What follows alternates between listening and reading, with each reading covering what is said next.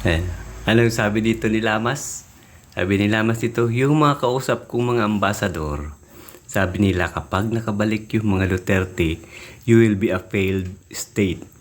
Para kayong North Korea. Wow! Ayos nakikipag-usap pala to sa mga ambasador. Ito yung boylet ni Virus, ni PhilHealth Queen. Marami na namang lalabas ng mga ganito. Tingnan natin. Kasi ano na yun, mind conditioning na to para sa 2028 kasi tatakbong presidente yung ano nito yung kiring-king-king nito, si Virus. Tatakbo yun bilang presidente. Yun yung kalaban ni Sara Duterte. Takot na takot sila kay Sara Duterte kasi alam nila na hindi nila ito kayang patumbahin.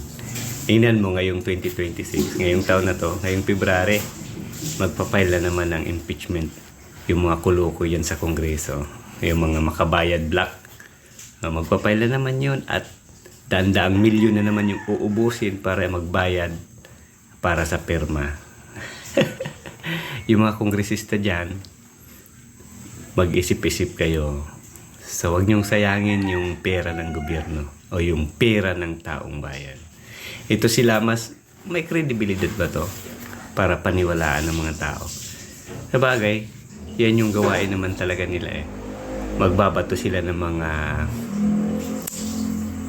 maduduming bagay, maduduming salita para kay Sara Duterte para naman lukuhin yung mga taong bayan na maniwala sa kanila. Hindi nyo na maluluko yung taong bayan. Gising na sila. Ito si Sara, siya yung magiging presidente. Kawawa kayo.